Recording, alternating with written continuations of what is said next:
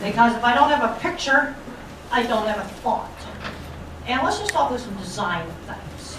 I fly out of the Denver airport, and they got some real beautiful art. They got a whole project there where they put in a lot of art. Most of it's really fabulous and easy to maintain.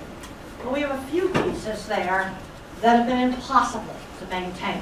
One of them is the Hanging Garden of Babylon out in Pompano Sea, which turned into a big mess of dead plants about 7 or 8 years ago. They've now got it full of boring plants that they can actually maintain. That is something that was just absolutely not appropriate for an airport. If you're going to be putting something into an airport, it's got to be something you actually can maintain. Most of the other things are. I think the city of Denver is going to maintain complicated plants.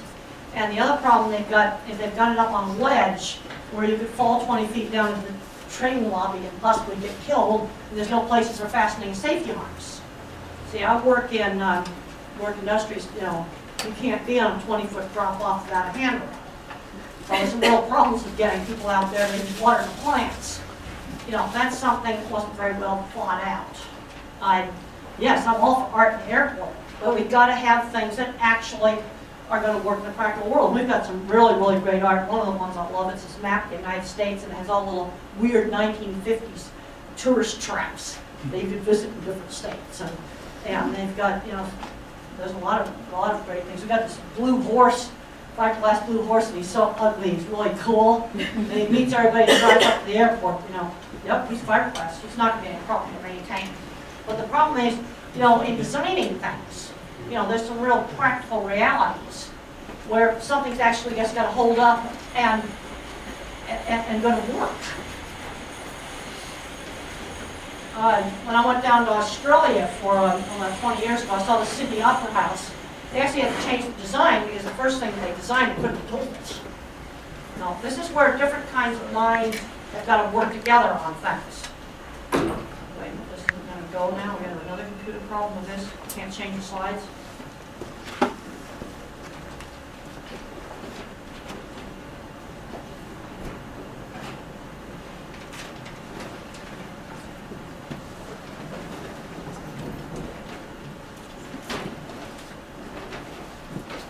Okay, now it seems to be working. Okay.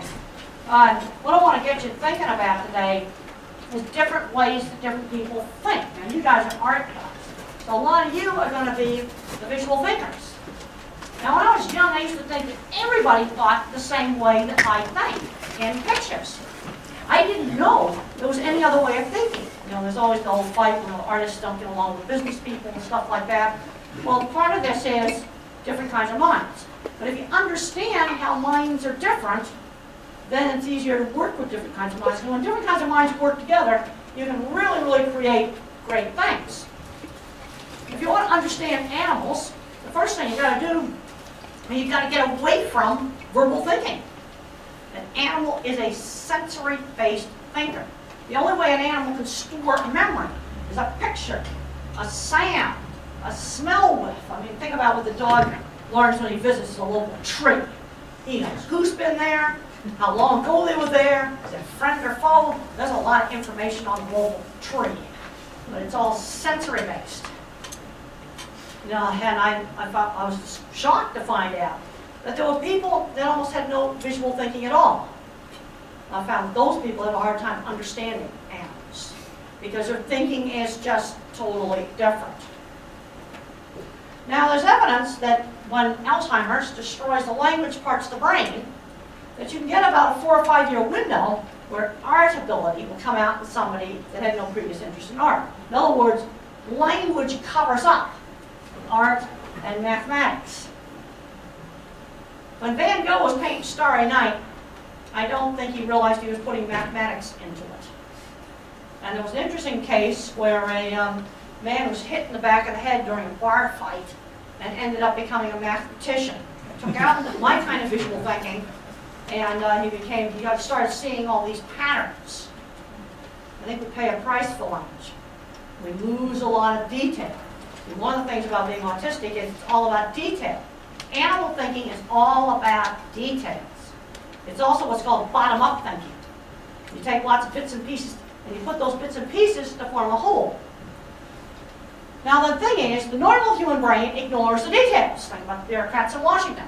They have some grand scheme on things, but they've totally gotten away from where the thing is actually going to be applied. There's been brain research done by Nancy Minshew at the University of Pittsburgh. The neural mind drops out details. What was done in this study is they took people with autism, put them in the brain scanner, had to read stuff out of a book, and just the detail of the words part lit up. They put the normal person in, they get the syntax, but they lose all the details of the words. Now, some of the very earliest work I ever did with livestock was to get down in the chutes and see what cattle were seeing. When I started doing that in the 70s, people thought that was just crazy.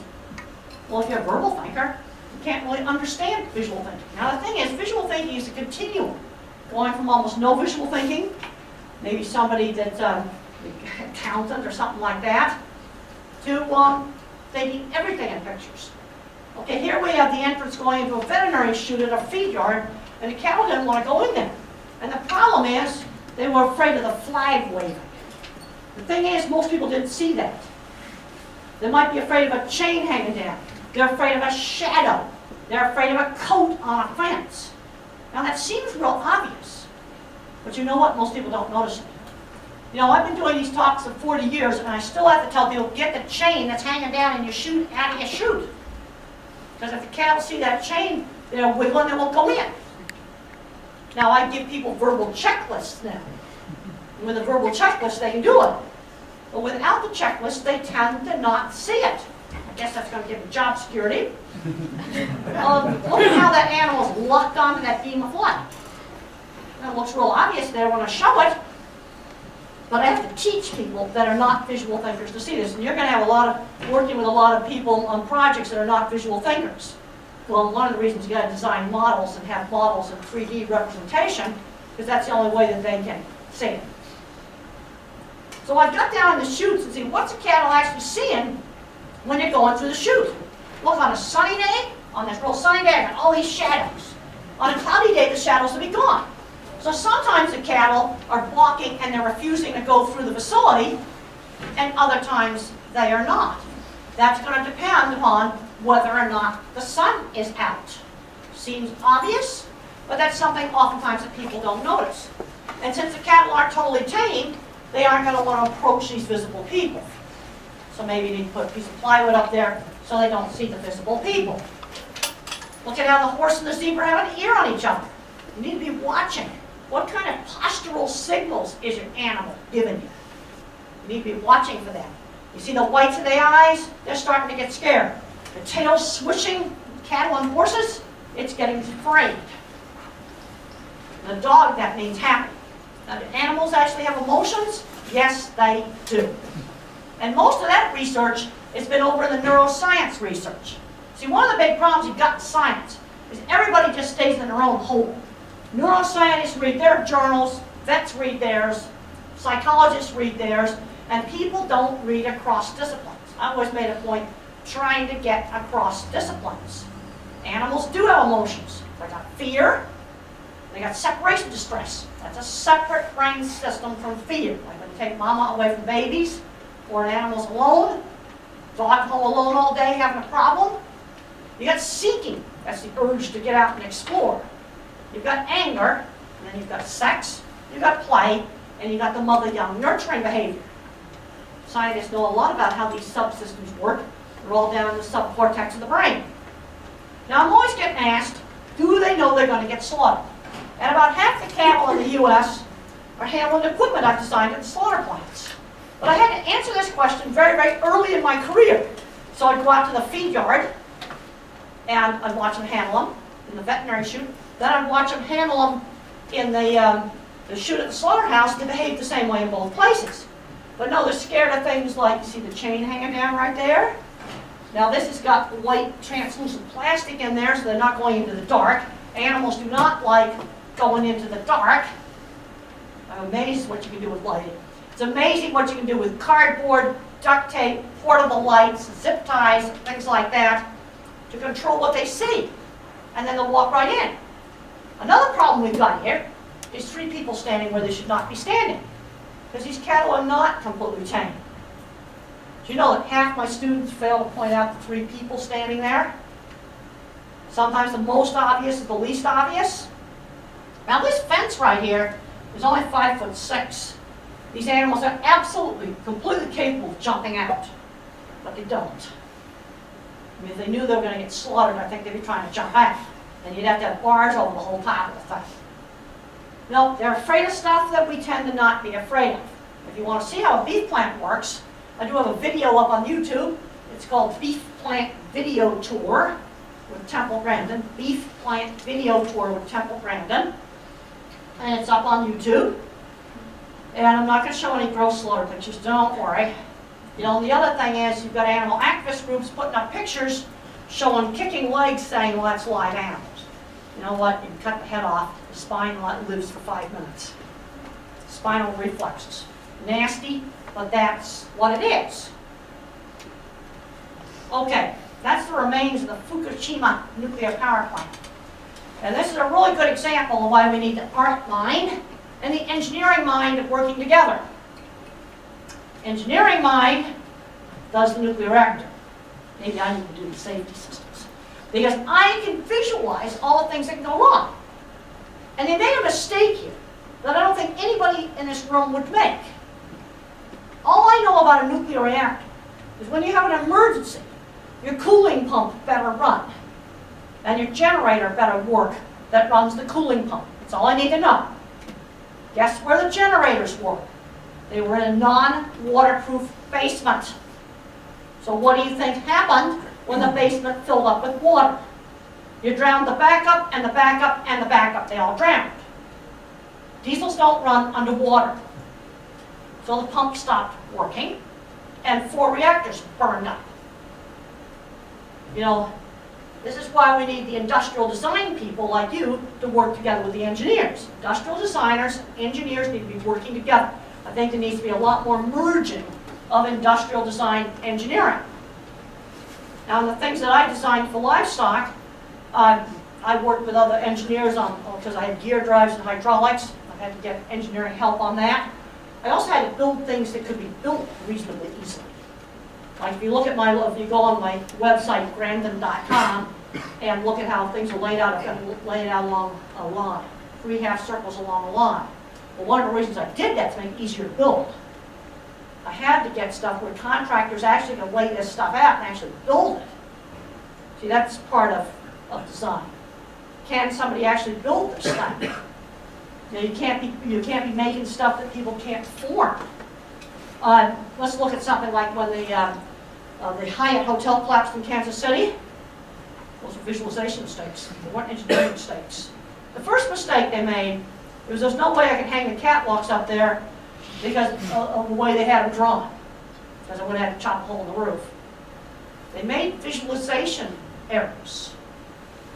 And they made visualization errors, and then was interested afterwards I could draw it out for you exactly the mistakes they made. All the math was correct. But you don't take 2 angle irons like this and put a nut this big on a weak weld. Different set. They had put in a metal plate about this big and about that big under each nut. Those catwalks are still up. But that's a visualization mistake. Yeah, 100 people were killed when those things came down. It's a real mess. It's really, really, really important to get the different minds working together. Now, I think completely in pictures. If I don't have a picture in my mind, I don't have a thought. And I'm sure a lot of people in here probably are the same way. And I realized my thinking was different when I said, think about a church steeple, how does it come into your mind? I was shocked to find out that a lot of people see this vague generalized one. And I bet you not very many people in here saw the vague generalized one. How many people in here saw specific ones? Something very specific rather than generalized. Now, why am I asking you church steeple? Because I have to ask you something that you're less familiar with. I have found that if I ask you, think about your own car, or think about your own home, most people can visualize that. Now, there are a few people that don't visualize it, they can't see their own home. But I ask you something that's out there in the environment. You've got to see them. Most of you don't care much about them. There's people that tend to be non-visual on get this vague generalized one. And I spent hour on the internet to find this ad in a fiberglass church steeple company to make my generic one. Now the thing is, I see only specific ones. You know, that's the only thing I see. Okay, maybe we can turn the phone on. Okay, I see only specific ones. Okay, that was a church I went to as a child. Local ones where I live in Fort Collins. They're specific. My concept of what a steeple is based on individual pictures. I can sort them into different categories. You know, maybe like famous ones, you know, some more famous ones like North Church in Boston. I was raised in Boston. More famous ones, I can put them into cathedral type things. And now the thing about bottom-up thinking, in order to get really good at thinking about stuff, I got to get out and see a lot of stuff. And when I first started doing my design work, I went out to every cattle feed yard in Arizona to see what the state of the art is, to fill up my internet with lots of specific pictures. And then I picked out all the good bits, and I threw away all the bad bits, and then I made some designs. Now when I asked an astrophysics professor what he saw of the church steeples, he didn't see any pictures. He had these weird patterns of people swaying and singing. It wasn't a picture. I go, wow, talk about an alien mind compared to what I have. But I have found this whole thing on different kinds of thinking extremely, extremely interesting. Real interesting. Now, in my work with the animals, being a visual thinker really helped me. This is one of my curved facilities. And why make it curved? Cattle have a natural tendency to go back to where they come from. So as they come on around the bend, they go back to where they come from. But I better make sure I have this gate open because that's going to be wiggling, and they're not going to want to go in there with that gate wiggling. And when I first started out my business, I made portfolios that I showed people. And one of the things I found, it was much easier to sell people on the idea of the new equipment than it was to get them to operate it correctly. And there's the dip vat they actually built for the movie. And all the projects in the movie that are shown are accurate. And there's one of my drawings, one of my hand-done drawings. And see, this is for a large slaughter plant. They come in, go around the band. Also, as they come in here, they don't see the people up ahead. You got to lay this out right here. Because when the animal's standing right there, he's got to be able to see in there before it turns. See, there's some details of design that are really important. If you lay it out wrong, then it's simply just not going to work at all. And there's another one of my drawings. Okay, now, one thing I had to learn as a visual thinker when I first started out, and it wasn't very easy for me, was how to relate lines on a drawing to the actual thing. Okay, this is my basic layout. You notice I got a long line here. It makes it easier to lay it out. My very first one, it wasn't along the line. The contractor had fits trying to lay it out. So I had to figure out how to make it easier for people to lay out. That's part of making it practical. So what I did is I went to every feed yard in Arizona and I would work cattle in their facility. But then I made a drawing of their facility. Then I went back and I checked it to make sure it was right. And then I got this great big blueprint for the whole entire Swift plant. And I walked around in this Swift plant until every single mark on that drawing I could relate to a real thing. Like maybe a circle's a water tower. A little square is a concrete post that holds a roof up. See, when my students have to design these things, one of the things they got to do is learn how to relate the drawing to the actual real thing. You know, that was something that took me quite a long time to do because the drawings can be kind of abstract. Now when I look at a drawing, I can see the real thing.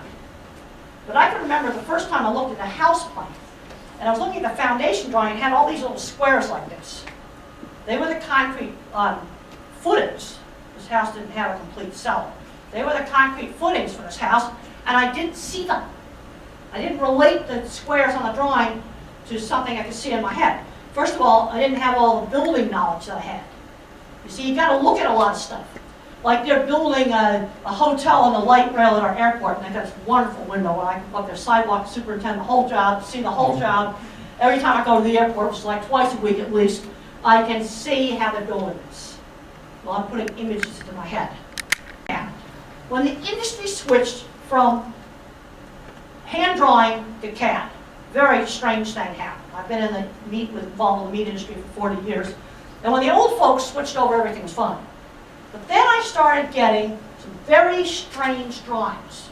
And I got them from every single major meat company. Weird stuff. Like the center of the circle's not in the center of a circle. The gates didn't swing. Alley widths that were wrong. So a pig stockyard with 25-foot long gates. You know, when I just looked at the drawing fast, it looked okay. When I put the scale ruler on it, I go, wait a minute, 25-foot long gates? That's not going to work. They weren't seeing their drawing. And in every single case, I call up, I find out who did the drawing. And I call them up, and I just chat them up. And I found out it was like a 22-year-old kid that took a CAD drafting class in community college, never had drawn by hand, and never had built anything by hand. You got to touch in order to see. And I've had some very interesting times. I went out and visited Pixar and Disney Imagineering, then Google and a number of places. You know, they still do a lot of hand drawing at the Pixar. Buzz Lightyear started out as hand sketches pinned to the hallway wall. That's where he started. And lots of times they find you got to get people off the computers and drawing by hand. Or they can use the 3D printer. Because you can draw something on your like a Buzz Lightyear or some other character, you can draw that, and then you can print it out with a 3D printer. And guess where they keep all the little figurines that the 3D printer makes? Right next to the computer mouse, where they can touch and hold them. Because you've got to touch to see. You see, now if I draw a circle with a compass, yeah, I know where the center is. But this draftsman that didn't put the compass and didn't put the center circle in the right place never drawn a circle with a compass. So he drew a circle for the crowd pen. The pivot point was not in the center of the circle. That has nothing to do with cattle handling. And there's a super interesting Oliver Sacks piece about a person who got his eyesight back as a grown-up. And he didn't know what his own pet was. What was this weird black and white thing wiggling around? Well, he touched it and he realized it was his pet. But he had to touch it to learn to see. So you've either got to, I think things where they say, well, we can just do it all on computers. I don't think that's a good thing. Now, the 3D printers, you see what you're making a physical object when you do that. Then you can feel your drawing. Well, here's some kids, kids with autism are really good at perspective drawing at a young age. You know, there's a lot of kids that are kind of quirky and different, and lucky ones get to be in Harvard Arts program or some other really good program. I'm seeing too many other quirky kids that should be here playing, addicted to video games and going nowhere. I was fortunate when I was young. I was raised around here to have my ability in art really encouraged. Art was my thing. It showed up in 3rd and 4th grade. And I was encouraged to draw lots of different things, not just horse heads. Otherwise, it was just constant horse heads. And the other thing is, when I got older and I was goofing around in school, I wasn't allowed to just become a recluse in my room. Yep, they let me take care of the horse barn, clean 8 horse stalls every day. And I was learning lots of good ways of how to work. Now, I used to joke around that I had a huge internet trunk line going deep into my visual cortex. This is a giant circuit that goes across the brain. Now, look how big mine is compared to the control line. And take another cut up here. I got a really big, gigantic one. Well, I'm going, wow, man. And then all the way back here, this is primary visual cortex. This is where the specific graphics files are stored. Let's see, and this person's doesn't go back as far. Now, let's get into another kind of mind. This is not my mind. But designers also have the pattern thinking mind. This praying mantis is made out of a single sheet of folded paper. No cut, no tape. What you see in the background is the folding pattern. This is the mind of the engineer, the computer programmer, and a person that you've got to work with on a lot of projects. Okay, let's look at something like the iPhone. If you look up Steve Jobs' patents, they're all design patents. They're industrial design patents. But the engineers have to make the inside of that phone work. On my animal things had to work mechanically. I had to make things that they actually could maintain. I had to do a design thing on my center track restrainer system, and if you watch the movie, the construction drawings for the center track restrainer system are animated. The actual real drawings we used to build real things with, animated in that movie. And I had to you know, I had to do some things with the ramp that would have done a little bit differently for the animals, but I had to make it so they could maintain the drive unit. You just cannot be maintaining a hydraulic drive unit pilot craft. You just can't. You've got to have it fixed so that, you know, this is where you've got to make something that's going to work in the practical world. And there's a scene in the movie where they put that metal plate in, made the cattle slip. That actually happened. See, this brings up another thing. It's hard for a lot of people to get their head around. Use behavior rather than force with animals. People have a hard time getting their head around that. Now, this is a really important slide. And there's been some research done by a scientist right here at Harvard, Kushnikova, and she looked at the two kinds of visual thinking. And she's got papers on this, and we're going to be reviewing this research in my new book, The Autistic Brain. They'll be coming out in May. And I am the photorealistic visual thinker. Couldn't do algebra. The mistake that was made in my math education was not to go from, they kept bashing away on algebra and then go to geometry and trig. Let's just skip algebra. Then you have the pattern thinker. This is the mathematician. These kids often have trouble with reading. These are your engineers, your computer programmers, your mathematicians. Now in the brain, you have circuits for where is something. Well, I have a bit overabundance of circuits for where is something. This is the circuits for where, oh wait a minute, I got mixed up here, I'm kind of dyslexic. This is for what is something. Sorry, I got mixed up there. This is the what is something. I tend to reverse things. A little kid, I mixed up right and left until I broke my collarbone on my right arm, and then I understood which was right and left. Until that happened, yes, it was the arm that worked the best I couldn't use. This is the where is something. Now, where is something located in space? This is what is something. And there's a tendency in the brains for a person to either be more of one than the other. They're kind of opposites. But they're opposites that need to work together. Because a good industrial designer would have prevented the accidents at the nuclear power plant Fukushima. All it would have taken is some submarine doors and some sump pumps, and that accident would have never happened. And this is equipment I've worked with all the time in the meat industry. I know how this stuff works. I know how to design it. You know, pretty mundane. And you burned up 4 nuclear power plants because of that. The thing that I learned now is that the engineer didn't see it. When I was younger, I used to call him stupid because I didn't know that other people think differently. Then you've got the people that are the verbal thinkers, the verbal linear thinkers. Well, we need their kind of thinkers because we're associative thinkers. We tend to be scattered all over the place. And you've got to have somebody to get you more linear. That's why in a lot of my books I have a co-writer, because I'm very, very bad on the structure. I've got to have the co-writer to give me the structure. Thinking in pictures, that I did not have a co-writer. My Betsy Lerner, my editor, ripped out her hair. I just found out last night she wrote a book on editing and used that as an example. She didn't even tell me about that book. I got to go out and buy it. I'm going to do that. You know, she was embarrassed to tell me she even had that book. But what she had to do with me was organize chunks of stuff. She didn't line edit me, but she moved chunks of material around. She changed the order of my chapters. You know, and each chapter kind of stands alone. Because I'm not good with really long things. And then you got people that are all auditory. You can get people that have visual processing problems, and they're an auditory learner. Everything they is auditory.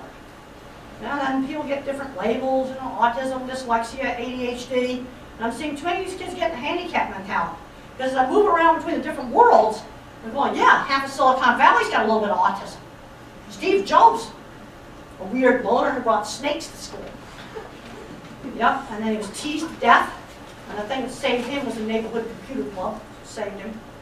Einstein had no speech until age 3. Just show you our different ways of approaching geometry, the verbal way and the more visual spatial way. Now, how do you form a concept when I have all these pictures floating around in my mind? You form a concept by putting pictures into boxes. This is a picture a young man sent to me. He's sorting dogs and cats into little different boxes. It's bottom up, not top down. You take the details, you sort them into categories. Now, for certain kinds of design work, this really works well. You know, Steve Jobs was very much influenced by a calligraphy class that he sat in on and didn't pay for. That's why computers have nice fonts. Computers would not have had nice fonts. Dogs form categories. When I'm on the leash, I protect my owner, and when I'm off the leash, I can go play. You better make sure your dog understands that toddlers are people too. Little people are people, you don't go chasing them. Cattle and horses form categories. You can have cows that are tamed to the rider on a horse. But when they see that first man on foot, they're running away. See, think about it. A man on foot is a completely different picture than a man on a horse. So you need to train them to both. Maybe train them to the four-wheeler vehicles too. Train them to different trucks and cars. They're very specific in how they think. Now they had some trained cattle at the movie. One of them was a heifer that was a Holbrook heifer. And she was okay with flags and things like that. But she freaked out at reflector panels that they use for lighting because they kind of moved around really jerky. She nearly jumped on top of me during a photo opportunity. They assumed that they trained this heifer to white trucks. She's going to be okay with a 4x8 white styrofoam board. A truck moves in a totally different manner than a white styrofoam board that somebody's holding. And he went like that with a white styrofoam board, and the heifer lost it. That's not how a truck moves. So you really want to understand animals. You've got to really get into sensory-based thinking. And that a white styrofoam panel is not the same thing as a white truck. So think about a vacuum cleaner. You know, when I thought about a vacuum cleaner, I saw this big, monstrous, scary vacuum cleaner with a giant bag and a giant tank. And when I was this big, it looked like it was this big. I tried to find a picture of it on the internet. I couldn't find it. But why would I associate this with my school play? Because they kept it in the closet where the school play is. You see, that's associative thinking. You see the associative link there? Turns out I've got some extra fibers back here for association. You know, you take out, take out some of the social stuff. That's why half of Silicon Valley probably has a little bit of autism. But then you get some extra association circuits. Most people would not associate vacuum cleaners with the school play. But you see, that's not completely random there. Okay, when we have a problem in a piece of equipment or something, is something wrong with the training of the people or something wrong with the equipment? People have a hard time separating it out. There tends to be too much top-down thinking. Oh, well, we're going to change education this way. Education's really bad about doing top-down radical changes that are just BS. They don't seem that it all gets too abstract. Let's look at government. Man, I'm a child of the 50s, boy. We built the interstate highway system. I can remember Route 128 when it was being built here in Boston. The Democrats went to the moon. We did stuff. Today, man, government doesn't do stuff. You get people to get degrees in public administration. I mean, really? You get a degree? I'm saying that's a good thing to get a degree. And you're getting policy that's getting totally separated from what's going on in the field. In fact, there's this weird philosophy that if you make policy, you need to be separated from the people in the field. This is a BS thing going on in government. And we have problems with that. I'm most familiar with the USDA and the FDA and the FFA because they're involved with airplanes. I spend half of my time on airplanes. But these agencies seem to be the same way. That's where in the 70s, the field staff ran the agencies. You had people running the agencies that actually knew what was going on. Well, British Petroleum had a lot of rules. Boy, they got into, boy, you better put a lid on the coffee cup, and you better hold the handrail. We don't want you slipping and falling on one of our oil rigs. Now, they had done a great job of preventing these kinds of accidents, and they were having a ceremony congratulating themselves on the ability to prevent these small accidents, and this is what happened.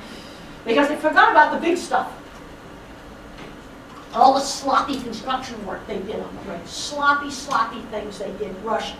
They didn't have the right parts, so they just didn't use the parts they should have been using. I won't go into all the things that were wrong, that they did wrong on this well.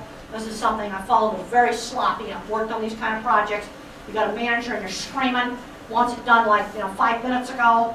Push. They did a lot of sloppy stuff. And there were people warning them they were doing sloppy stuff. They didn't listen. Yeah, this is the stuff that's really important. And now both people with autism and animals are bottom-up thinkers. One of the things I really want to get you to understand is bottom-up thinking, where you go out and you get lots of detailed information about stuff. and then you put it together to form something new.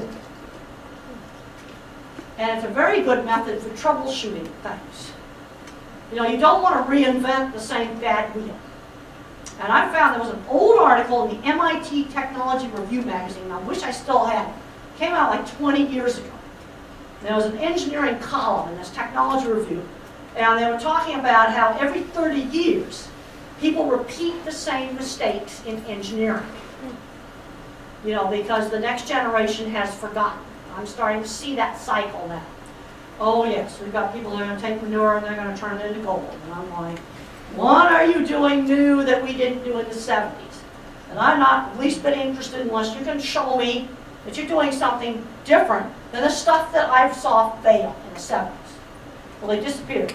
You can show me something really new, then you'll be interested. But if you can't show me something really new that we didn't do in the 70s, I don't want anything to do with reinventing that bad wheel that did not work. You know, they were trying to, they said, make feed out of all kinds of crazy things. No, it doesn't work. Bottom-up thinkers form their concepts by putting information into categories. Specific information going into categories. Okay, you want to figure out how medical programs might be getting out to the poor or whatever? Well, maybe you better be going out in the field and finding out what's really going on. Top-down thinkers make the concept first, but the thing is you just leave out a whole lot of the details.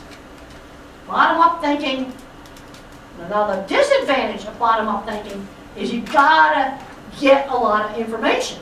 I spent 3 years going to every feed yard in Arizona in order to get enough bottom-up information to design my designs and see a number of different things. If you're interested in my designs, I do have a book called Conveying Livestock Handling. It's got them, and I've got Grandin.com. It's got my designs. Bottom-up thinkers form their concepts by categorizing specific examples. Top-down, you form the concept first. I think it's real important to recognize there's kind of two different ways to look at a problem. And I always get in fights in science over this, because some people say the only thing is that science is a controlled experiment, with an experimental group and a control group. And I go, wait a minute, you got to do an observation phase first to figure out what things to put in your experimental group and your control. And I used to fight my professor all the time. I was getting my PhD, and I said, Stan, what is astronomy? They have very expensive things to just look at things. Is the control for the Hubble Space Telescope to point it at the ground? Yeah, it's called spy satellite when it points to the ground, because that's where the technology came from. But I don't think you're going to do an experiment on that. Bottom-up thinking makes it a lot easier to put information in categories. Got to get out there and see if stuff's going to work. The world needs to have the different kinds of minds working together. But we need to recognize there are different kinds of minds. And most people are kind of more in the middle of the road. You know, if this is a continuum visual thing, let's say my mind is here, somebody who doesn't have any pictures at all here, a lot of people kind of in the middle, and you kind of work to move back and forth, but you're not going to take me here and move me over to here. That's just not going to happen. When the different minds work together, they can do great things. And good mentors. I had a fabulous science teacher. We got to reach out to some of these kids that are kind of quirky and different. Because the kind of kids that can come up with the great ideas for tomorrow, well, they're not fitting into today's very verbal, social school system. They're just not fitting in. And they're getting labeled and they're going nowhere. I'm really worried about it. I'm really concerned about our educational system isn't, you know, they've taken out the hands-on classes in the school. So the worst thing they did, take out cooking, sewing, woodworking, art, music, all of those things. They're taking those things out. That's the worst thing they ever did. There are some people concerned about this. And the thing about the hands-on classes, and I excelled at these things, is they teach practical problem solving. Because the other problem is, okay, I was raised in the 50s, girls did sewing. Well, sometimes your project didn't work out right. You know, and then you either got to throw away your project or you got to figure out a way to save your project. This is the stuff that saved me. If I hadn't had these things, I just would have gone nowhere. Horses, and my visual thinking helped me with animals because that's more like how I think. And as I learned how my thinking was different, that helped me more with animals. You can also get some sensory problems that go along with a lot of different labels here. It's interesting that head injuries also have the same problems. In a head injury, you rip the circuits, and in a developmental, they just don't grow. But at what point are the circuits in the brain abnormal? There's no black and white dividing line between mild autism, geeks, and nerds. It's basically the same thing. You know, there's a lot of businesses run by people with dyslexia. Fortune magazine over 10 years ago had an article on famous dyslexic CEOs. The head of JetBlue had ADHD. You know, was a very good salesman. No, wasn't so good on ops at Kennedy Airport. That was a bit of a mess. You know, this is where you need to have the different kinds of minds working together. I had problems with sound sensitivity as a kid. And I go, well, how can other people tolerate these sounds? I thought somehow they were stronger than I was. No, there is a real problem. Censoring things is one of the things that research needs to be done on, because they can be very, very debilitating. Another problem I have is attention shifting slowness. It takes me much longer to shift back and forth between two different things. Not going to be good at multitasking. I can't remember long strings of verbal stuff. Now there's some individuals, they go to read, you see the print jiggle on the page. And there's some people like Picasso, they've actually had a visual processing problem. There have been some people on the autism spectrum that said, well, I see like Picasso art. Because there's circuits back here that form the graphics file, and when there's something wrong with those circuits, it can really mess up your vision, even though your eyes are fine. And this fluorescent lights, there are some individuals that just can't stand that flickering. You might want to try different colored paper. You might want to try different colored glasses. Those are things that can sometimes help. But I'm seeing too many quirky, gifted students going nowhere. And you know, they're the people that are going to solve tomorrow's problems. Well, this came out of the Harvard Crimson right here. Top graduates going to work for financial companies to invent crap like credit default swaps. Aren't they going to be proud of your kid to figure out how to wreck the economy? That's not the kind of stuff that our best and our brightest should be going into. This is right out of the Harvard Crimson and the MIT faculty newsletter just before the economy went busted. We spend more money in this country fighting over patents than we do making them. Something is really wrong here. You guys in here are the kind of people that can change this stuff. Now, the financial heads want to just protect the intellectual property. You can create it faster than they can rip it off. Because one thing I've found is that people that get too protective of stuff, the secret is it's obsolete. I have found that to be the distraction. Boy, the more confidentiality forms they make me sign, the more of a big piece of crap the plan is. And the secret is it's obsolete.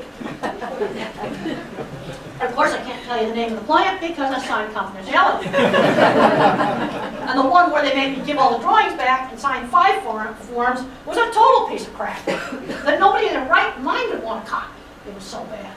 You see, because they stopped communicating. The best way to stay ahead is you stay ahead. Yeah, you know, short-term product development. Yeah, I'm going to keep that confidential. And then we got the patent trolls out there. The polite word is non-practicing entities. I prefer the term patent troll. These are people that buy up patents. They don't make anything. They just go around suing other people that make things. And we're wasting $80 billion a year. I think it's, and this statistic came out of the School of Law at Boston University. What is $80 billion worth? I think we need to start looking at some of these great big figures like this with visual thinking. So we don't toss this around quite so casually. What is $80 billion? That will build me 16 Denver airports. Let's just put it in perspective. When they had that bailout money back in 2008, I could have built 2 Denver airports in every state. I think that money went in the black hole somewhere. I've only seen one major project. I'm traveling all the time, all over the U.S. They had a sign on it saying it came stimulus money. All the other projects I've seen have been little stupid little paving projects, just stupid little things, a couple of miles of highways, a dumb little project. Golden Gate Bridge entrances, that was the only big project that I've seen. You know, all this financial industry skimming it off. As you read the latest stuff about Standard & Poor's, boy, if that wasn't the Fox Garden hen house. Oh boy. Yeah, saying crap was quality stuff, that's basically what they did. You know, it took me 2 weeks of reading the Wall Street Journal to figure out what a derivative and a credit default swap was. And when I found out what the credit default swap was, I got one word for it. It's called fraud. Just come out and say what it is. And some companies are moving R&D offshore. It's having a hard time getting kids interested in this sort of stuff. But I'm seeing too many of the kids that ought to be tomorrow's industrial designers getting addicted to video games. Like a social security check while they're playing video games. That's just completely ridiculous. I think we need to grab this guy down on Wall Street, grab his horns, but I like to grab some rights tonight. I'd like to do that. We need to take the bull by the horns. Okay, I want to just open it up to lots of good discussion now. Okay, I want to pick somebody. You want to pick somebody? Come on. Bashful here? All right, let's say who I can pick. Okay, how about you? Yeah. And I'll repeat the question. Yeah. I've been studying artists, contemporary artists that work about animals, and You're studying artists that work with animals, okay? Yeah, and they're trying to maybe translate into pictures how animals perceive what a little bit the animals. They're trying to, what they're trying to do is to show how animals perceive. How animals perceive in the works. Well, first of all, if I need to learn something about how animals actually perceive. First of all, most of your animals, like dogs and horses and cattle, are dichromats. They don't see red. And what that does is it makes you have higher contrast. You're more they used to think animals saw in black and white. That's not true. Most of your animals are dichromats. The birds are full trichromats. They have full color vision, plus they can see infrared. So if I want to figure out how animals perceive, first thing I want to do is, well, how is their sensory system set up? I read an Oliver Sacks piece on a person that took some bad drug, and he started smelling all this smell detail like a dog. And he started describing that. There was a whole world, a whole smell universe out there that most of the time people didn't perceive. So if I'm trying to, and then the emotional systems are different. Like for example, human beings, if I put my arm over here like this, that's lovey-dovey and nice in humans and primates. In dogs, if I do this, that's dumb. It's wired to a different system. In fact, if you go on the internet and you look up kids hugging dogs, you'll see the mouth clamped shut on the dog. Okay, now there is you see this relaxed mouth right here? That's relaxed. This dog here is not fearful, but he's not totally relaxed when the mouth is clamped. And dogs will tolerate somebody coming up and and doing this. Now, if you hold them down here, you don't trigger the fixed action pattern. Very specific. But here you've got a species difference in which emotional system is wired to the same behavior. So you need to understand something about how the animal's instincts or fixed action patterns are wired, and something about how the sensory organs make it different. Where does the animal live out in the wild? How does it live in the wild? What does it do in the wild? This is one of the things I would want to do if I'm going to try to make something from an animal's point of view. Yeah, some of them are even trying maybe to do things with smells, because like for dogs maybe it's more important the sense of the smell. Oh, smell is their social world. Basically, one basic principle is keeping away from predators. Sight is usually dumb. And then auditory secondarily, especially for the prey species animals. But smell, for a lot of animals, is their social world. Their social world's all about smell. And for a dog, that is certainly true. And if you don't let your dog check the female when you take him out for a walk, you've just deprived him of his whole social world. He's got to check that tree out, because that's like going down to the coffee shop. So you think a lot about moving animals in enclosed spaces, but I'm wondering if you also think about moving animals in wide open spaces. Well, yes, there's a whole lot of people have been doing what they call low-stress stockmanship, where they've been moving animals out in the pasture. Like doing rotational grazing without fences. I have some information on this in my book, Humane Livestock Handling. I've got more information on this on my website. But what they're doing is, first of all, they start just working with natural behaviors. Cattle have 4 instinctual hardwired behaviors that we can use when we handle them. The first one is the flight zone. Keep your distance. Now the size of the flight zone depends on the animal's experience, but there's a tendency to turn around and face people. In other words, face the threat, but keep a safe distance. Now if you work with cattle enough and you get them tamed down enough, they'll trust you enough where they don't try to turn and face you anymore. Then the next thing is the point of balance of the shoulder. If you're in front of the shoulder, they go backwards. If you're behind the shoulder, they go forwards. And if you quickly walk back past the shoulder, then they'll move forward. And then as you get further away from the animal, the point of balance tends to be just behind the eye. Then they have another behavior which protects them from predators, which I call soft bunching. If you have cattle living in a place where there's a lot of wolves and predators around, they tend to graze in soft bunches.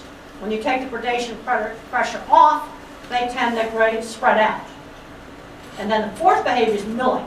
Really scared, squished together like this, milling all around, and the strongest animal will be in the center of the mill because he won't get eaten by the wolves, and you don't ever want to see that behavior. Now I go over those. I've got a book, Livestock Handling and Transport, where I go over a lot of this stuff. In fact, I'm in the process of updating that right now. I have another book on behavior and the behavior and genetics of domestic animals. We're in the process of updating that. We'll have a new edition coming out later on this year. If you're really interested in these things, basically what I've done with these books is to try to review the literature. And they're scientific books. These are not, and I also got a lot of journal articles on a lot of things. But there's in the last 10 years, it's gotten to be a lot of interest in what they call low-stress stockmanship, where you're moving animals without running and chasing them, and it's a whole different philosophy of moving them. Okay?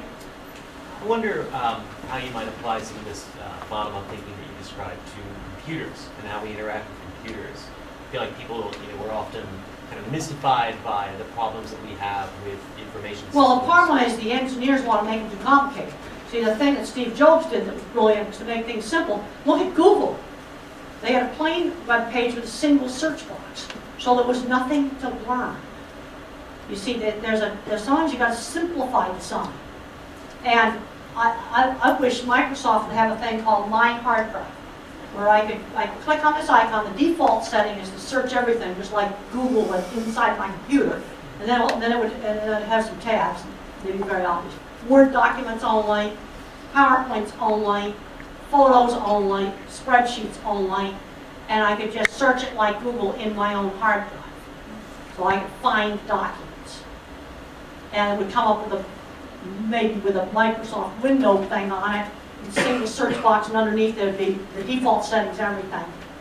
And then the tabs, would have 4 tabs on them. And that's nothing there to learn. Why can't they come up with something like that? I mean, let's look at some of the computer things that have not worked. There's a lot of stuff they're not thinking about how someone's going to use them. But isn't it cool to put all this extra stuff on? That's what most people don't need, all that extra stuff. They want to do plain Word documents. They want to do, I think it'd be good on computers to have like 2 settings. You can have simple, okay, or you can have all the bells and whistles. Okay, in other words, it'd be 2 settings. Regular people and geek. and you set it on regular people, it's just going to do the real simple things. Because most of the stuff, people just want just need all this complicated stuff. I mean, Apple's been successful because it was simple. That's one of the things that made it work. You didn't have to read the instruction book. And then you look at things like microwaves. If you go in a meat plant, their microwave, you got to have the sturdy industrial one. It has a knob you turn for the time, and it has 2 settings, hot and defrost. That's it. That's all you need. And I can turn the knob for how long I want it to go. It's that simple. And then you got the ones with the touchpad. Then when the touchpad breaks, you got to throw the whole microwave away. Why do you need a blender with all these crazy settings? You don't. No, I think it's just ridiculous.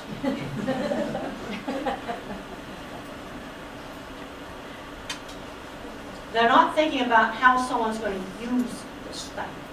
There's so much into their way of thinking. See, but most people aren't into that. You know, they don't want to, they just want to type on a computer. They don't want to do all this weird stuff. You know, search the internet or, well, Google, you didn't have to learn how to do anything. You just type stuff in there. If you get the web page up, that's all you have to do. Okay? In terms of animals, what are your thoughts on the differences between domesticated animals, livestock, and wildlife? Well, the main difference between a domesticated animal and wildlife is a matter of degree. Like the startle response, the fear response tends to be a whole lot greater. And in my book on genetics and the behavior of domestic animals, the old version, 1998, even though it's old, the things that are in there are still right. And we're going to be going over a lot of that literature in the new version when it comes out. And I've got a lot of guest authors, really fantastic ones. But basically, the difference between a wild animal and a domesticated one is a matter of degree. Wild animals often have a more vigorous fear response. A lot of the hardwired instinctual behaviors have been attenuated or reduced. They're not like from different planets. You know, like we bred broodiness out of the chicken, so she doesn't care about trying to, you know, sit on her eggs. But there's still a lot of the same behaviors they have there. And usually behaviors that are fear-based tend to remain. It's so, you know, we select for certain things. Dogs, for example, we've neotenized them. So the Labrador Retriever is just a giant puppy that never grows up and never really gets full adult behavior. And there's a lot that's known about that. But they're not, you know, sometimes wildlife people think they're from a different planet than domestic people. They're not from different planets. And a lot of the stuff is the same. And there's things that are different, but there's a lot that's the same. When I'm in work that I did in McDonald's on animal welfare, I worked on the McDonald's animal welfare auditing. One of my biggest frustrations is I build really nice things, but people wouldn't operate them right. Half my clients just tore up stuff and wrecked it. So then I developed a simple scoring system that was used by the restaurant companies. And you can go on Grandin.com, all the information on it's on there, and force them to operate the things correctly. Can't do it all with design. When I was young, I made the mistake that I could do it all with design.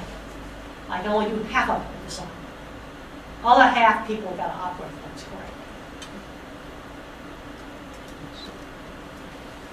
This is more a question back on learning for autistic children, but do you think resources like Google Images has been helpful in providing this more image content for children who learn more through seeing? Well, yeah, Google Images is a really good thing. People think that iPads and things like that replace good teaching. They don't. They are great aids. You know, there's in terms of nonverbal children, you've got apps you can put on iPads that, you know, where you're talking about a $200 thing, not a $6,000 thing.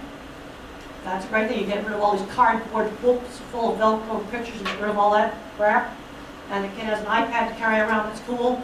But it's not a magic thing that totally replaces good teaching. See, this is something I had to learn the hard way. The mistake I made in my career in the 70s, I thought I could do everything with design. And then some of the coolest, awfulest stuff that ever happened in some of my systems. Because management just didn't care. Good design makes good animal handling possible, but it's got to be managed. You also have to have the management piece. Both are important, both the design and the management. I don't care what you're doing. And you're not going to totally replace teachers with iPads. I mean, iPads are great tools. And one actual biological advantage iPad does have. If I type on this laptop, and I got to look at the keyboard. If I'm looking at the keyboard and the print appears up here, I have to look up. And some of these more severe kids, attention shifting problem. And so if I push a letter here and I have to look up, I don't make the connection that pressing the key put it up here. And with the iPad on the virtual keyboard, the print appears right above the keyboard. That's an advantage. But there was a teacher 25 years ago that used a big old computer and put the keyboard on a box and achieved the same thing. Now that's kind of clumsy, but that is something that's really good. The other thing with iPads is they don't flicker. You see, a lot of these kids, there's problems with the visual circuits in the brain. Laptops and iPads are the only computers that don't flicker. Most of the other screens flicker. If the screen is really thin, then it doesn't flicker. If it's this fat, it's got a fluorescent light hiding inside. It can cause you some trouble. But I made the mistake of thinking with design I could totally change the world. No, I can't fix bad management with design. Yeah, I manage to correct stuff. But then, got out there with the McDonald's owners that forced plants to manage their stuff. Oh boy, what an improvement that made. What an improvement, even in some of the shabby old plants. With very simple fixes I got in the world. They're not systems I want to copy, but I was amazed at what I could fix with lots of flooring, lights and current, and changing the position of lights. But if I had a piece of equipment that was overloaded, well, there's no way I can make that work. You know, you get into a line speed issue. You know, big plants can work just fine if you're set up for it, but the equipment's got to be designed for 390 cattle an hour. It'll work fine. You know, but where you get into trouble is where you push a piece of equipment beyond its design capacity. Then you get into big trouble fast. That does not work. Understaffing and overworking people does not work. But if the plant's actually set up for the high speeds, it worked fine. But one of the biggest messes I ever saw was a plant that was 26 an hour. That's a little plant. They were supplying one of the niche markets. They pushed that plant 35 an hour. It was a mess. Because it had the equipment for just little tiny plants. And they were trying to push it, and it didn't work. It ended up getting shut down by the USDA. Okay? So, I see two different trends in education for kids with autism. One is to include kids with autism in typical classrooms for as much of the day as possible, and then entire schools and environments and rooms and sensory kind of whole worlds Well, the other thing just for kids with autism. So there's this kind of radical inclusion model in schools, Yeah. whatever they may be, or there's this kind of radically tailored model. And what you should be doing is something more in the middle. That's what you should be doing. And education is especially bad in getting into radical fads. You know, you take kids like me on the higher end of the spectrum. I was included at the Denham Country Day School, little tiny small classes, older experienced teachers, structured 50-style classroom that worked. And then you have kids that are very severe. I think you have to look at each situation. And the elementary school kids, I think that's where it's most important to get them included for socialization. But then I was one of the high school kids that got teased to death. In fact, I got kicked out of school right here in town, throwing a book at a girl who teased me. and I went up to Hampshire Country School. There are some of these quirky kids that are being tortured with teasing in regular high school. I'd say yank them out, finish up online, but they better not be playing video games in their room. They better be out working. Put them to work. You need to put them to work. They got to learn how to work.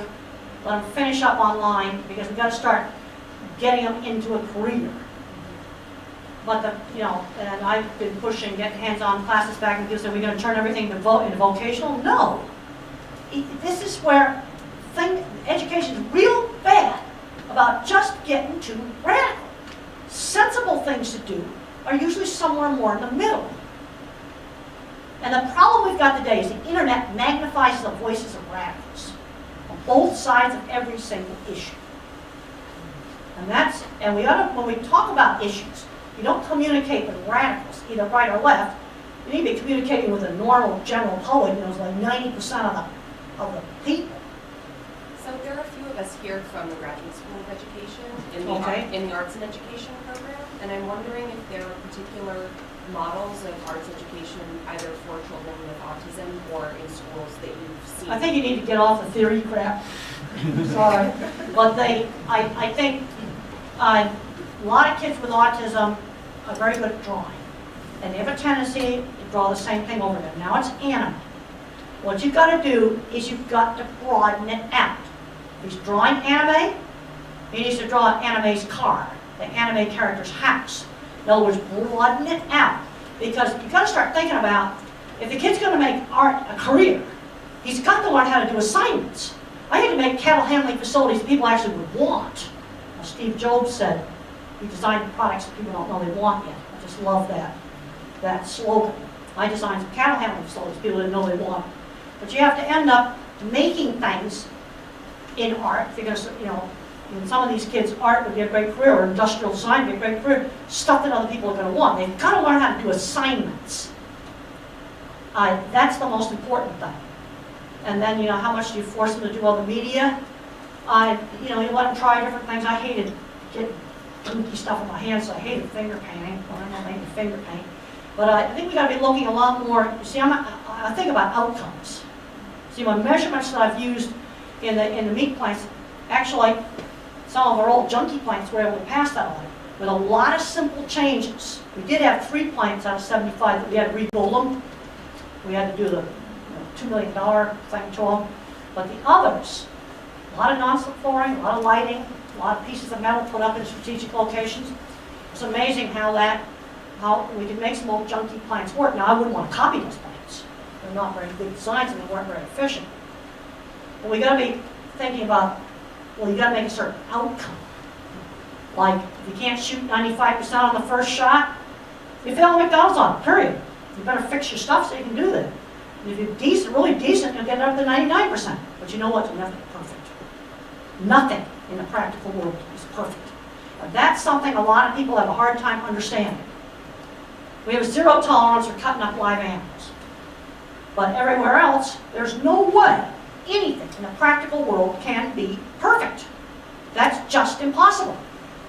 And I'm seeing way too much problems with that abstractification and this kid's really good at drawing. The biggest thing you got to do with them is you can't let them just draw the same thing over and over and over again. And for me, it was horse heads. Everything was done to, they take me out to the beach, and they gave me some watercolors, and I did a beautiful watercolor of a beach that actually was professional grade. So my mother put it in a real frame with glass and hung it on the bedroom wall. I knew the difference between a refrigerator door and the bedroom wall. That meant a lot to me. And that was far away from horse heads. You see, and this is a sort of broadening. They tend to get fixated on stuff. You've got to broaden. If the kid likes airplanes, let's read about airplanes. Do art with airplanes. Do mathematics with airplanes. Okay, an airplane's going this fast. How long does it take to go from Chicago to New York? You know, you broaden, tap into those motivations.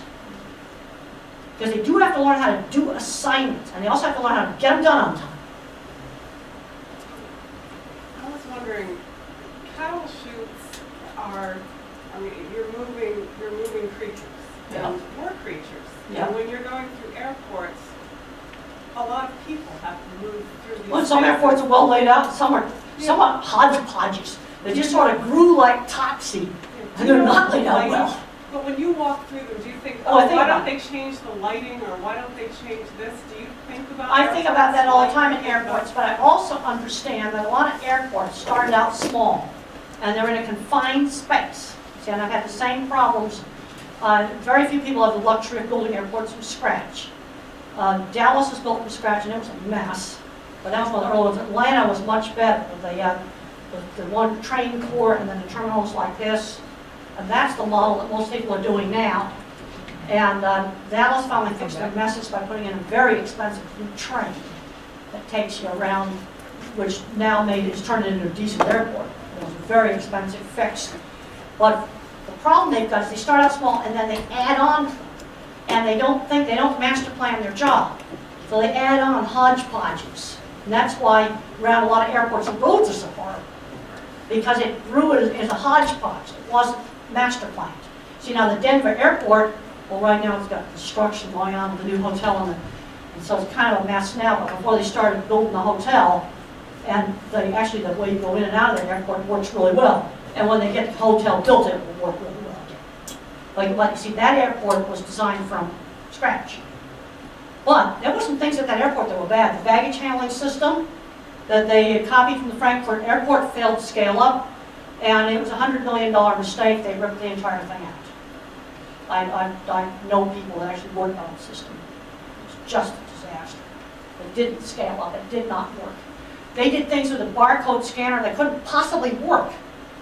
There was no way for their barcode scanner to read a tag that's on a random orientation on a soft bag. No way. I could have told you that barcode scanner never worked in a million years. Because we use them in the meat plants. But when you put a barcode on a box, it goes by on a conveyor and you got a vertical surface here going by on a conveyor. And it's stuck on in the correct location. What do you think of the new cow milking, high-tech computerized? The robotic milking? Yes. Actually, that's going to help the family farm. Because there are a lot of people that maybe have 200 cows, maybe 300 cows. They don't have enough cows to hire labor.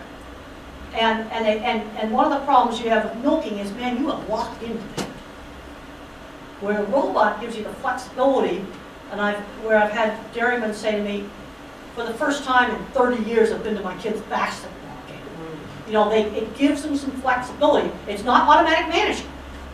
You don't want to make that mistake. You need to be spending just as much much time with the cows and checking things, but it enables you to not be into the tyranny of that twice-a-day milking or once-a-day milking, where you are just locked into that. And used right, I think they're really a good thing. When you first hear about it, you go, oh, well, that sounds terrible. It's interesting to watch how the cows react to that. They seem to like it. And when the teacup thing is going on, and the cow will just stand there, might be bending her teeth, and she doesn't perceive that thing as a threat. You see, it moves slowly, and they don't perceive that as a threat. And I saw that on the movie site with this big boom camera, and it come down like this, and just really slow. You could take that, and you could just put that around the kettle like that, and they didn't react to that camera. It just wasn't a threat. Now, if I do something sudden like that, that's a threat. No, I mean, the robots, again, are not automatic management. But used right, I think they can be really a good thing, and there's something that's going to help a lot of small farmers to be in dairy. Okay, we're going to, Questions? don't have any other questions? Well, maybe I'm going to pick some. I think I have one last question over here. Okay. For autistic kids, when you're saying you're trying to get them to finish assignments on deadline, do you have any tips for Okay, what level of autistic kids are you working with, and what age are you? Asperger's? Asperger kids? Yeah. Not getting their homework done on time? Yeah, not meeting deadlines. I'm seeing a lot more problems with that now than I had when I was a kid. Well, you had to be on time for dinner. And if you wanted to leave the table early, you leave the table early, but you didn't get dessert. Well, these are the kind of things. Well, because of the fixation on a particular topic and the details of it, not being able to like. And these kids are what age again? What age are these kids? Adults and teenagers. Adults and teenagers? Yeah, and the thing is going to be hard because they weren't taught this when they were really young. This is something with a 50s upbringing that was pounded into me about being on time. Just pounded into me. And I didn't study when I was in high school, and I goofed around. But then when I finally decided to study, I got myself in on time. Because the whole thing about being on time has been so pounded in. And when I worked for a magazine, I got my stuff in on time. It was the 15th of the month. I had to get my articles for the Arizona Farm Ranchman in the 15th of the month. I never had a problem with that. And I'd do them all the last day, and I'd stay up all night doing them. And some of these kids, you know, they say it's executive function. I think it's kind of BS. But I'm seeing more problems with that now. I'm seeing too much of a handicap mentality. Little Jimmy will order his food for him at McDonald's. No, little Jimmy's going to get up to the counter and order it himself. What we're going to do is take him in there when the store is not busy, and then Mom will sit over at the table where she can see the counter. Jimmy's going to have to go up and order a Coke and pay for it. And I can remember when I was 18 and I was afraid to go to the lumberyard myself. Mother made me go myself because I was scared about talking to the clerks. And I came back with the boards and I was crying, but I didn't. You know, I think we're letting some of these kids just get a handicap mentality on basic things. I knew how to shop at Woolworths when I was 8. And I learned that you only touch things you're going to buy. Boy, you didn't dare touch stuff in Miss Edson's toy store. She'd bite your head off. But I think some of the things that, another problem these kids have is a perfectionist issue. They destroy a lot of good work. I've seen that. Well, maybe one of the ways to help that would be, and I have a book called The Way I See It. It's just on different teaching methods, The Way I See It. And I have a chapter in there. Let's say the guy's a photographer or an artist. Well, let's get a bunch of photographs. We'll cut a bunch of photographs out of the National Geographic. Then we'll take some out of Time and Business Week. Then we'll take some out of a local newspaper. And then we'll take some pictures out of just snapshots from home that are decent snapshots from home, snapshots from home that are just awful. So now we got like 5 categories of pictures. Okay, now the National Geographic, that's the very best. Well, if we get a whole pile of National Geographics and we go through them, we're going to find some technical errors in some of those pictures. But they were good enough pictures for National Geographic. So the point that I want to get across is you need different levels of quality for different levels of photography. And that even in the National Geographic, you might have a picture with a star flare in the middle of the sky. That's a defect. Because that was such a great picture. Or it's a little blurred, but it was such a great picture. You get this idea of, sort of levels of quality. Or if they're into physics, you can't reach absolute zero, where all atomic motion stops. You can approach it, but you cannot reach it. If they're scientifically bent, sort of the quality of the work has to be up to a certain level. Yeah, a 98% on the exam, that's fine. It's just like in my scoring system. I'm not telling that plant's got to be perfect. It's got to be really good, but it can't be perfect. But showing them some things like that. And then you have all the really horrible family snapshots. They're blurred, heads chopped off, trees growing out of people's heads, just the really atrocious pictures. And sort of, categories of quality. And this can be a real problem, hiding their work, destroying their work. Another thing I'd be doing is backing up the computer all the time. And they've got to learn not to do this. And I'm seeing way too many kids getting so addicted to video games.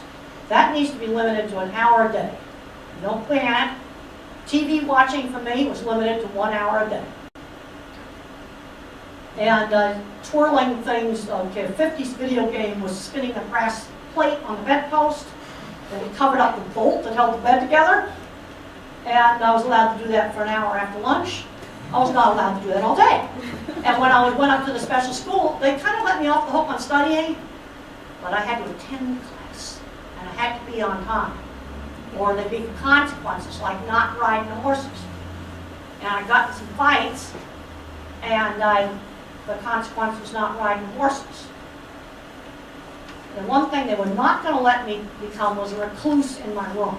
They were absolutely not going to allow it. And I think Mr. Patey was kind of, had a really good sense.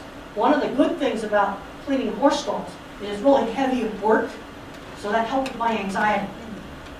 Heavy work helps with that. But I'm seeing too many kids today, all this time management stuff. I had a lot of trouble in college. I went to Franklin Pierce College. Socially, it was very hard. But I got to class on time. I turned my homework down on time. Once I decided to study, I didn't have problems with getting up in the morning. See, because when I was a little kid, man, you had to be up at 7, and you had to be ready for pickup at 7:30, whatever time we had a carpool, the parents' carpool before we could get to come to day school. And it had a schedule, and you had to be on time. You had to be dressed. I was taught how to put my clothes out. I still do that now. I take the shirt somewhere where I lay them out the night before. I was taught that when I was 5. And I'm seeing too much of, little Johnny will order his food for him. Or we go to the airport and you get little Johnny's got to get his boarding pass. I mean, they've got to learn how to do things. Just make sure little Johnny doesn't accidentally cancel his flight. I mean, watching him doing it, but they got to learn how to do stuff. I'm seeing too many kids that can't do regular stuff. They come up to me at a book table, they don't know how to shake hands, and someone's got to demonstrate that. The amount of pressure to use, how to do it. And what you've got to do is when they make a social mistake, don't scream at them. Give them the correction. Like you forgot to say please. Or you forgot to say thank you to the lady at McDonald's. In other words, give the instruction. Or let's say we're at the dining room table and I reached across and grabbed that. My mother would say, ask your sister to pass it. Give the instruction. You don't scream and yell, you give the instruction. of what you're supposed to do. And there's a scene in the movie where my boss slammed down the deodorant and said, "You stink, use it." That actually happened. And I was furious at the time. And his secretaries actually took me out to buy better clothes. It's okay to be eccentric, but you can't be a filthy slob. And those scenes with work were true. And I really did go up to the Arizona Farm Ranchman guy and got his card. I did that. That's the part of the movies is the most accurate. It's all the work stuff. And the projects are accurate. Okay, let's get one more question here. Is there a correlation between children having, young children having a difficult time looking adults in the eye? And Well, one of the problems is that some social circuits aren't hooked up, so they don't even know why you have to look people in the eye. Also, there are some individuals that have attention shifting problems. They can't stand watching the other person's eyes move. That can be problems. that's the same thing as flicker. Yeah, that's right. Yeah, in my book, The Way I See It, that's a lot of little short chapters for teachers. And you can pick that up online. Well, thanks a lot. Thanks Okay, everyone for well, coming. thank you all for coming.